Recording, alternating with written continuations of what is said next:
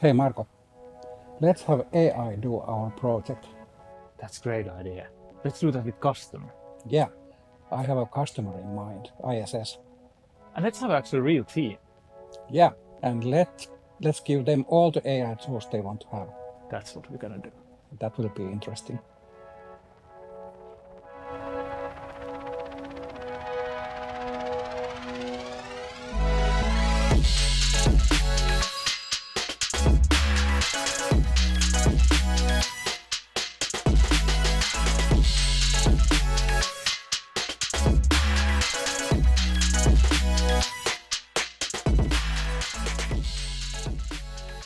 Ten years from now, we are looking back at 2024 and thinking that, oh man, way back then, how naive were we? Right. Is it so? Right. What do you think that is that we're gonna be looking at that? Okay, that's where we were actually really naive. Nobody knows. I have a pet theory about like predicting the future by looking back to the past. So it's like if you take whatever technology and then go 10 years back, it's like that was for very advanced users. And going 20 years back, it was like for nerds, and 30 years back for academics. Let's say, for example, now we are using mobile phones and we have like every app there is. It was like 10 years ago, it was pretty much the same. 20 years ago, we had Nokia and first WAP pages and like starting up this revolution. And 30 years ago, it was like a shining in the academic professors' eyes. So it's going same amount to the future. So in 10 years from now, many of the things we are aware of start to be commonplace. And for example, I think AI will be quite commonplace then. You have your own household AGI or whatever, and it's like, then we are like thinking that, okay, way back 10 years ago, we were like having AI as some kind of miracle. We have, perhaps there has been many like hype cycles and everything. But for example, let's think way back 10 years ago, what was there? We had the IoT and the Internet of Objects and whatever. That hype was there. People who were there remember that.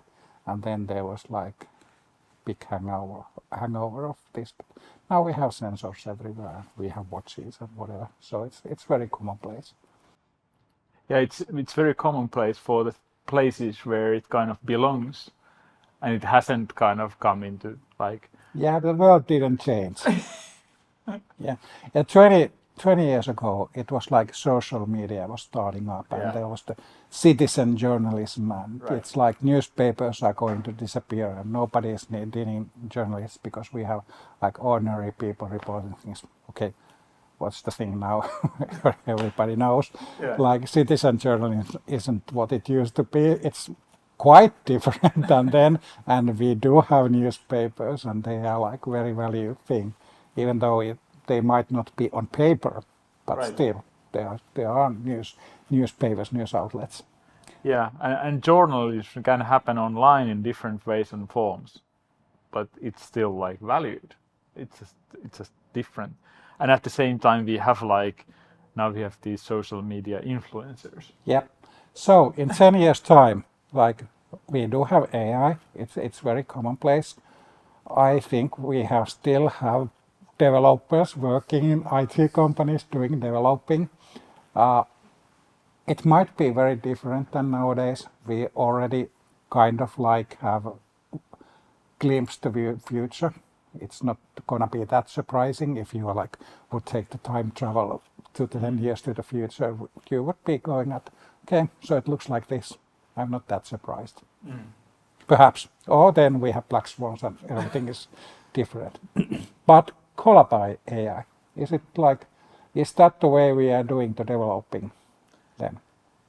I'm thinking that I think the core of it should, or I'm expecting it to stay in a way that people together working on ideas with the help of different assistants, they being like large language model based or whatever based, maybe, and even like just the usual automation helpers, not necessarily just like AI's Gen AI solutions that will generate something new out of data. I think that it will be, it won't be like probably that mind-blowing from where we are from now right now, but I think it's very different than it's right now, because what I've seen, at least based on how we work today, I must admit that the tools don't actually support the collabing really, really well. Because if you think about it, that we are trying to work on ideas with the help of computers. And now computers are very much personal computers, PC. And so the thinking is that it's yours and you're individually yours. And of course, you may in the future as well have personal computers, of course. But there will be much more capabilities to serve larger group of people, maybe across different organizations, and sharing of data, because it's so crucial to do any business actually. So I think that we will see like bigger support from the infrastructure for collaboration, because all the different really challenging problems like climate change and all that stuff, I mean, I don't see any other way of solving those problems than collabing. Yeah. But it's just on a different scale and different form. Yeah, and it's like it's you can see it already, for example, in like programming editors. So you have the GitHub Copilot, people have been using a couple of years. Now you have the new cursor, which is like currently favorite among developers in the Twin project. And it's like it has access to the code base of your project. So the project participants, like they have like almost like subconscious awareness of what is being programmed in their project, and this is helping them, so that when they are writing stuff, it's giving them suggestions and filling out like names and whatever. So knowledge and like AI tools in whatever form they are, language models, neural networks, helpers and whatever, they are like expanding your awareness to the things. And within the company, you could have like the company-wide information available. You don't have to use clunky intranets anymore. You are just being aware of things with the help of the computers. Right. Of course, then you have the personal AI, which has your own thing. And there's the separation of information. We don't have one big pool of information accessible to all. There's security, and you have only access to places you have access to, but those are like very smooth. So it's changing, and there are many different AI tools and many different mental spaces even that you could be in, I think. I think it's a good expression that you said, that it's a kind of expansion of your mind in a way, and your collective mind. While it doesn't mean that everything is collective, there's of course your stuff in a way as well. I think it's we saw that one of the actually latest kind of findings, just when you mentioned the cursor as IDE, we noticed that somebody in the team said that, well, the language models are going so and so and so much better, and there's the new version and so forth. But this was actually game-changing when it came within my toolset and my context, so that I don't need to move away from the editor that is my kind of bread and butter. That's where I work. So there seems to be really a lot of places still where the AI is not within that tool. You need to switch to another tool, and then you go back to your tool. And of course, it differs depending what's your profession. and then taking that to the kind of collaboration that, okay, I can invite anybody to work with me in that tool with that same data set, same procedures and everything, and even with their style. Because I think that what we've seen now is that there's no one way of programming, and there's never been. And I think that such a young field, it probably won't be a long time that, there's this way of programming this. It means very different things for different people. Yeah. Working as a group would be like much easier. So you have this collab AI or whatever the method is called in 10 years, but it's like you are working together as a group and you have like knowledge of what others are doing and all the necessary information. It's handling the information overload and giving you all the necessary information and like instant awareness of what is happening and like helping that kind. So it's like modern teamwork. It's going much smoother. Yeah, and I somehow feel that there's a saying that you are not replaced by AI, you're replaced by a person who knows AI. I'm thinking that if you put that at an organizational level, it's not that your organization gets it's your organization, even you have the same tools, same AI, but the way that you do use it and the way you can utilize it for your business, that's the difference maker, and it's not the actual kind of the models and so forth. So I think that if we're gonna look at organizations who succeeded 10 years from now, are the ones that actually are capable of using those tools, not actually which tool as such they used. Yeah, not in the destructive way. Of course, if you want to turn your company into the factory that has like lines that, you just need more robots and faster robots.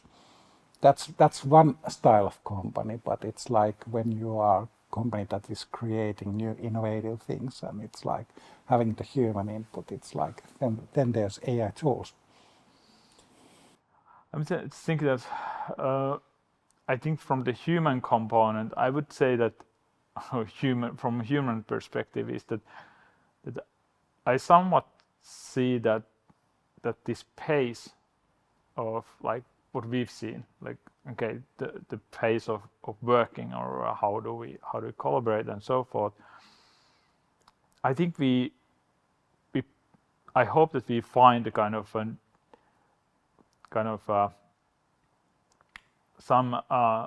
some good level where we can establish that it's sustainable for the individuals, because as we've chatted about it, is that we are uncertain about how sustainable working in such intensive way is, and I'm just thinking that there's probably a lot of different professions which are very knowledge intensive. There's lots of knowledge that you need to kind of grasp and understand and use. I'm just thinking that that's probably one place where AI can in the future help a lot more than now. Now when you ask something, you just get stuff, a lot of stuff, and some of it is not very useful. So maybe that's an area where I expect to see a lot of progress. Yeah, and it's like currently many people are suffering from information overload and like fear of missing out and like imposter syndrome, and it's like all these things that are like gnawing away your psychological safety, and it's like it's almost like inhuman for our brains. And then if you would have tools that are helping that one, that would be like the optimal solution. Let human brains do what human brains are good at, and let AI like handle all the like heavy lifting of like, for example, remembering all the stuff that's coming from the information overload. And you actually have a personal tool regarding this, and you have been trying it out, and it's been actually impressive what you've seen. Do you want to tell just a bit more? Yeah, it's like I have a tool which is like it's a Readwise reader, and it's a place where I can put, for example, links to web pages I want to read later, and it like all the PDFs I want to read later. I can subscribe my emails newsletter to there, and even RSS feeds, which are kind of like ancient thing. Even YouTube videos, if they are like video I would like to watch, but I don't have time, I just dump everything in there. So it's like a reading device. And then when I have time, I can take out my cell phone or my e-reader and start up the application and start reading stuff. But the actual point is that I have connected that to the AI, which is making summaries for me. So everything that goes in will be summarized. And there's the custom prompt I have been making. I have been instructing it, for example, that give me couple of sentences of summary of the main content of this idea so that I know if it's worth reading or not. If there is clickbaits, reveal those to me, tell me the clickbait. If there are like lists like these are the 10 AI tools you must try, please list all the 10 AI tools in there. I don't want to browse all the whole thing. I just want to read what are those, and if those seem interesting, then I can input them. So it's like expanding all the clickbaits and stuff like that for me. And then I also asked it to give me a warning. So for example, if this is a teaser and I have to click to read more through the paywall or something. And that's how I have lots of content I want to read, but I don't have time for 100 articles per day. But I just browse through, see all the summaries, and okay, this is something I want to read, and the rest one can go away. And it's very powerful. I love it. Yeah, I was thinking when I saw you demoing that as a personal kind of tool, I was just thinking that this is a glimpse of what I'm expecting to see for everyone to have, and even like teams have, so that it would like understand or have kind of understanding. Okay, this is relevant to this group, and that's not, and kind of or classification of this is likely to be relevant to you, and use like kind of filtering the noise. Yeah. And I really like how even simple in a way the tool actually is when you showed that. And I was like thinking that, and you were been tinkering that prompt and kind of finding the way to instruct the AI to behave. But I find it like, as you said, that nerds do these things like, and then it happens at some point. Somebody kind of realizes that okay, so this is it, and this is a valuable thing to have.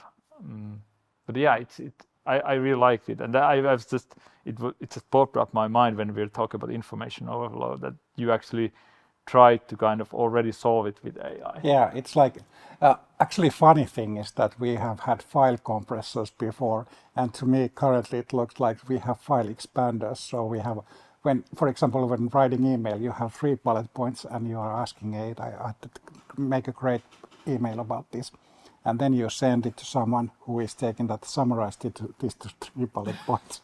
So it's like instead of compressing, I'm doing expanding, and it's like information wants to expand, and then we are like compressing it down again. But it's like compressing of like information that's relevant to me, and I wish I soon would have like this AI tool that has knowledge of me. Currently, for example, my reader doesn't know what I like reading about, but if it would like learn my tastes, Right. or I would make the one huge mega prompt saying that this is what I like, then it would say that, okay, read this, this, and this, because these are for you. But of course, my taste is changing, and I want to be surprised and whatever. That's technology, and that's coming up. But like we said last time, for example, in the group level, we made for one person who was away for a week, and we made welcome back assistant for them. Yeah. That we fed all the information from that last week to the AI, so that that person can discuss with AI and ask that, what did I miss? And it's telling you that these are the important things that you should be aware of. And these kinds of tools, they are like helping with information overload and becoming the common tools in the future. So yeah, I was just thinking that based on, I mean, we can discuss about the tools and information kind of how to manage the information and how AI may help us as individuals and teams and groups and organizations. But the thing that we haven't been discussing that much, or I would like to actually hear your thoughts about, is that what happens at the society level? Because I think that as a parent, I'm just looking at the kids, and I wouldn't like to worry too much about what's the future like, because nobody knows. But the thing I've been pondering is that these tools may help them greatly, and there obviously are like risks involved as well. Yeah. Is it like, could you become too dependent on AI? For instance, because my daughter is playing with AI. Playing means that they do this kind of a story game where the AI kind of continues the story my daughter tells, and they switch back and forth, and she finds it really fascinating and fun and engaging. But then again, they also like, now I've heard about the school teacher asking that should we enable personal, some level of AIs and like tell people to use them. And that's one pondering about, for instance, about learning, that how much learning is shallow and how much it's deep, and what it requires us to have, like, let's say, deep understanding on insight. Yeah. Can you really learn things if AI is always giving you ready answers? Right. Or even it would suggest you in a way, because you can, of course, for instance, you can prompt it so that, hey, I would like to solve this math problem. Don't give me the solution, but help me along the way in a way that how should I approach it? Yeah. But even that is kind of a meta skill, kind of way that, okay, what's my problem solution tactic, or what's my strategy? And if you don't ponder that at all, I just wonder if... Yeah, do you lose it? Yeah. For example, if I'm reading everything with AI summaries, do I lose my ability to read long texts? Right, for instance. Or, for example, if a student has AI tools, of course, it's making their studies much better, but is it helpful at all?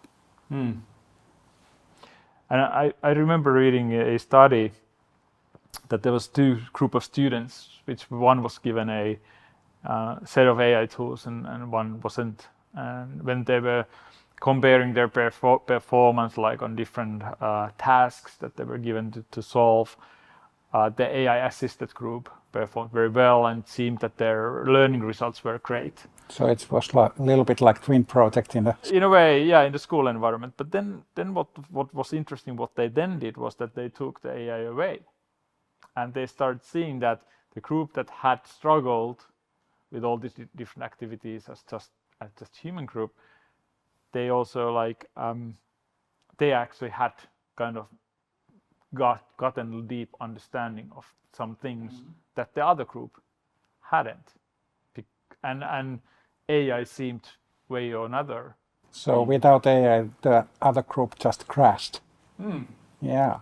So it's like a little bit like elementary school. That's why you don't give calculators to first graders. Yeah. And that actually is very, very simplified and nicely put the point. And but I think that gives us, in a way, great responsibility to understand. And of course, it's very, very, very hard to tell the implications. But it's just that while I wouldn't give that superpower away, I think there's a certain... But in the programming world or elsewhere else, it's always thinking that will the AI be so fundamental thing that it doesn't matter you are using it. So in 10 years, is it like we old geezers then are saying that the kids nowadays don't know how to program, they are just using AI. But right. It's like they are already old geezers talking like that. For example, nowadays we can say that nobody is coding in machine language anymore. They are just using the compilers and using higher level. Yeah, they don't really understand what's going on. It's like, is compiler bad? Is AI bad? Yeah. Yeah, it's actually, yeah. Yeah, I somewhat agree on the level that it's a technology and there's a certain shift. At the same time, what I'm pondering is that is this really a different beast in a way that it's a bit different the technology, because it just doesn't do a thing that I do automatically, but it actually generates whatever I was about to even that I can't even probably imagine. So it's a different. Yeah, so of course, for example, in 2024, the obvious thing was that it was nice to show that, okay, even people who don't know some programming language are able to create great results with the AI, but the people must have basic knowledge of like previous of what programming does. For example, I myself, I am able to create good results on the programming languages I don't know because I have a training. I have been studying this one, and I know what programming is. But if there is somebody who has never done any programming with computer, doesn't know what algorithm means, and you give them AI, which is saying that I don't know what would happen. Would they be able to create programs? Maybe in the future they can, but then are they programmers or are they just using some kind of no code, low code, whatever? Well, of course we have different. This is not black and white. There are lots of gray areas in that. Yeah, there was actually this meme that I recall. There was like somebody sending a WhatsApp message to another person that, hey, I'm now a great programmer because I don't need to know how to program since help of AI. And the other guys, okay, show me. And then they send a link, but it says localhost. And the people who don't know, I understand the joke is that, well, localhost is address in your computer that nobody can access. Yeah. so to there's understand fundamental. This takes a programmer. Yeah. But that's why, again, we are talking about developers and then we are talking about programmers. Could it be that you can be a good developer even if you don't know programming? Yeah, that's actually good.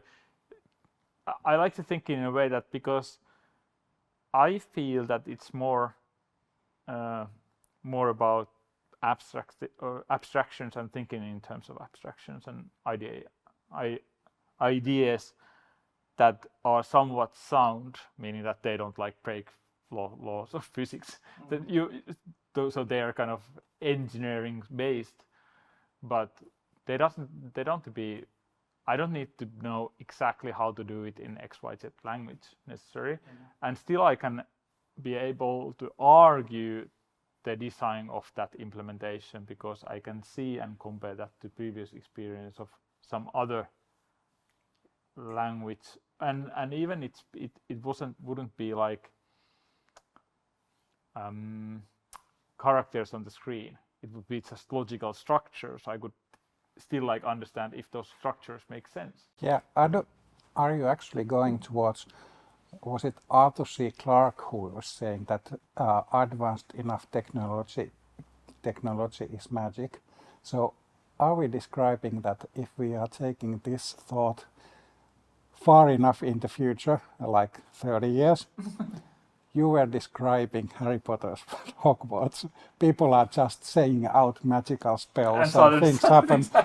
And they don't know they are using computers and AI. Yeah. Maybe, who knows. But I mean, that's how it started for me, at least. I mean, I was thinking as a kid when I started looking at programming at the age of 9 first, I was thinking this is black magic. I mean, how on earth these computers do things? I just really wanted to understand.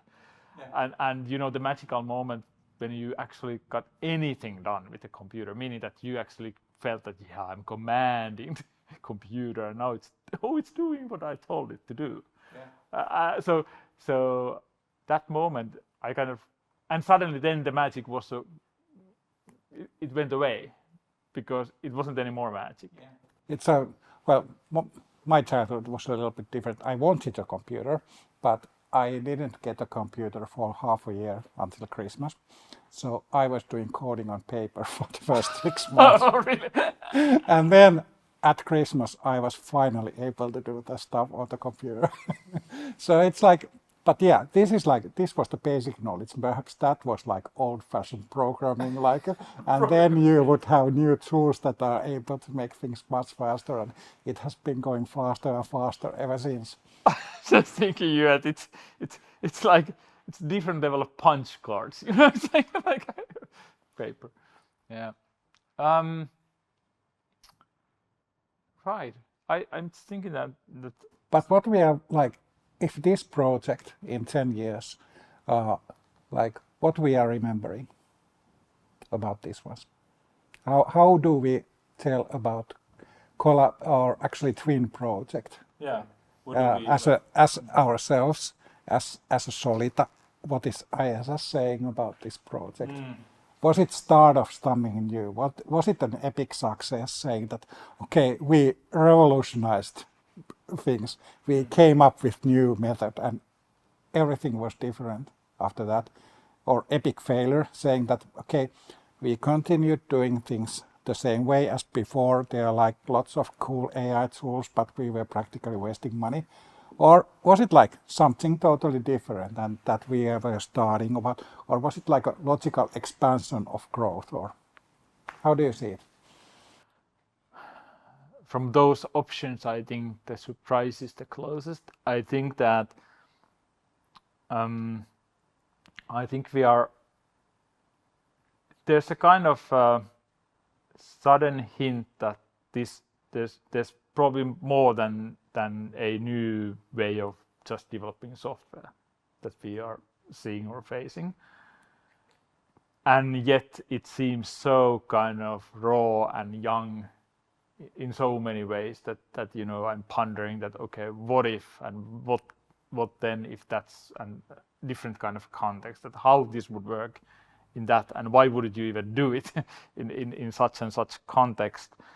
And at the same time, there's like certain kind of heritage, because it's not that we invented something like out of thin air. This is like stuff that organizations like the mass companies have been doing in their way. I'm not saying we are doing the same thing, but it's inspired by that at least, and it's inspired by the more programming community. It's inspired by Lean. It's inspired by the different way, agile. I mean, a lot of different methods and ways of thinking. So it's not like totally new. And when you look at from that angle, you're like, well, it's a kind of logical step that, hey, well, we are trying to do teamwork. We are trying to work on complex problems. Why don't we, rather than individuals, use AI as a group? And I'm not saying that we found a magic formula how exactly to do it, or do it like exactly what we've done, but I'm expecting that I'm going to see different variations, and after 10 years we can tell probably that our variation was really, really, really young, and we were so clumsy on some of the things. Yeah, it's kind of, I too see it as perhaps as a wake-up call. So when we started this, it was like many of were like, I think many people were expecting that, okay, as a result, we get a list of good tools saying that, okay, use these tools, this is a good AI, and like this, so you get to like fire half of your programmers because AI is doing things. For those people who were expecting that, it was an epic failure. There's nothing like that. We don't give a recommendation on tools, or we might mention some tools, but we don't recommend anything. We are saying that they are changing all the time, so we can't say what happens. It was epic success in a way that we got very good results on certain areas, like much faster and so on. We were able to like show that we are able to do some things much faster. But as you said, the surprise, or actually doing things differently, what came out was something we didn't expect. Or actually what came out was the maturity. It was like the more mature way of watching AI and seeing the relevance and like the possibilities of it, how it is changing things in company environment in its own certain way. Some of it are good, some of it are not that good, but it's like we are moving. And again, it's also a logical expansion. So in that way, so that for the time traveler, they are saying, okay, that's how it goes. It's like just like agile, but much better, just like teamwork, but much better, and so on. So it's like things are continuing all the time. Yeah. Even it's hard. I mean, it's kind of, in the retrospect, everything seems like continuum. That makes sense. Yeah, it's logical. It goes like that. Yeah, but it's very hard to foresee that. So in retrospect, I totally agree. So if we start remembering how did we do programming like 10, 20 years ago, so it was like some things were quite inefficient, and it was like, oh, way back then we were like little children working in there. Perhaps not, but in many ways it was like much different world, much like a little bit simpler world, but it's like also with tools they were like things were simpler. I don't know. Nostalgia is rising its head in here. It is. It is. I'm thinking that in the follow-up episodes, I think there's different directions we may take. One thing that I would like to discuss is that, and of course share, is that once we've seen this done in different contexts, we have multiple different now experiments outside the twin project. Maybe share view insights on those, and what do we think about those? That may be a subject that we discuss. Yeah. So we have like opened the Pandora's box and Yeah, seen let's what's see how coming it goes. out of it.